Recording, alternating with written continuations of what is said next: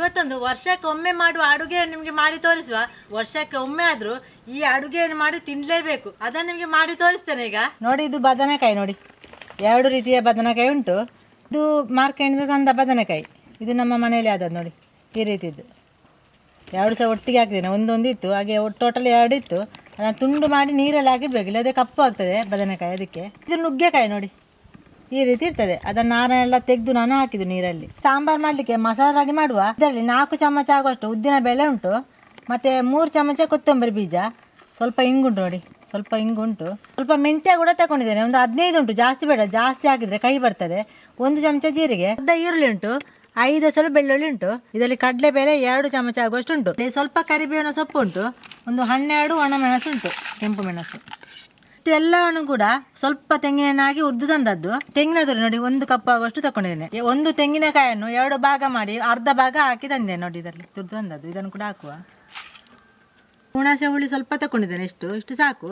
ನಿಮಗೆ ತೆಂಗಿನಕಾಯಿ ಸ್ವಲ್ಪ ಬೇಕಿದ್ರೆ ಸ್ವಲ್ಪ ಕೂಡ ಹಾಕ್ಬೋದು, ಜಾಸ್ತಿ ಕೂಡ ಹಾಕ್ಬೋದು. ಅರ್ಧ ಚಮಚ ಅರಶಿನ ಹುಡಿ ಕೂಡ ಹಾಕುವ. ಇದನ್ನೆಲ್ಲವನ್ನು ಸ್ವಲ್ಪ ನೀರು ಹಾಕಿ ಗ್ರೈಂಡ್ ಮಾಡಿ ತರುವ.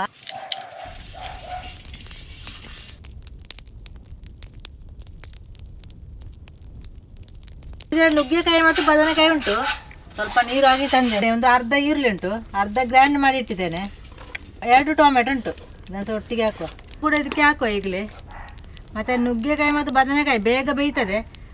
ಒಮ್ಮೆ ಚಂದ ಮಾಡಿ ಮಿಕ್ಸ್ ಮಾಡುವ. ಈಗ ಮುಚ್ಚಿಡುವ, ಬೇಗ ಬೇಯ್ತದೆ.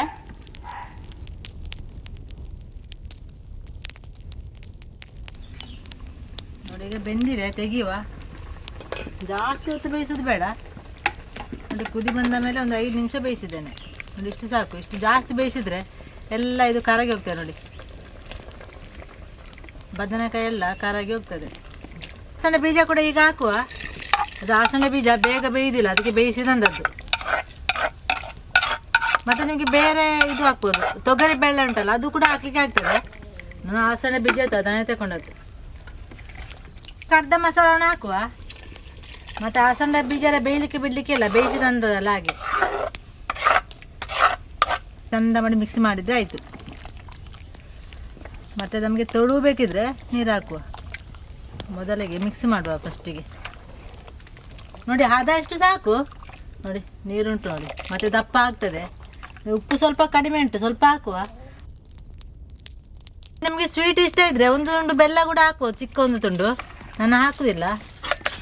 ಈಗ ಚಂದ ಮಾಡಿ ಕುದಿ ಬರಲಿ, ಮುಚ್ಚಿಡುವ.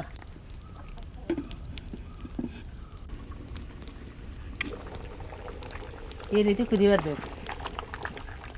ನೋಡಿ, ನಮ್ಮದು ಸಾಂಬಾರು ರೆಡಿ ಆಯಿತು. ಈಗ ಒಂದು ಒಗ್ಗರಣೆ ರೆಡಿ ಮಾಡುವ.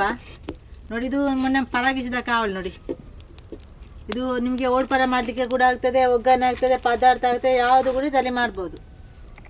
ಒಗ್ಗರಣೆಗೆ ಸ್ವಲ್ಪ ತೆಂಗಿನ ಎಣ್ಣೆ ಹಾಕುವ.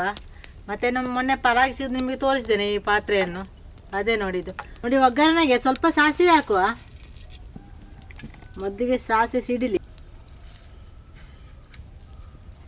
ಸಾಸಿವೆ ಸಿಡಿತಾ ಉಂಟು. ಈಗ ಉದ್ದಿನ ಬೇಳೆ ಸ್ವಲ್ಪ ಹಾಕುವ. ನೋಡಿ, ಇದಕ್ಕೆ 2 ಒಣಮೆಣಸು, ಸ್ವಲ್ಪ ಕರಿಬೇವಿನ ಸೊಪ್ಪು ಕೂಡ ಹಾಕುವ. ನೋಡಿ, ಒಗ್ಗರಣೆ ರೆಡಿ ಆಯಿತು. ಇದಕ್ಕೆ ಹಾಕಿಬಿಡುವ.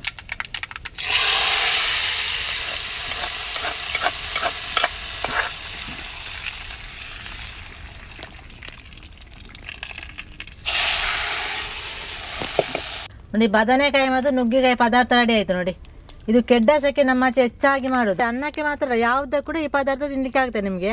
ನೀವು ಸೊಮ್ಮೆ ಟ್ರೈ ಮಾಡಿ ನೋಡಿ.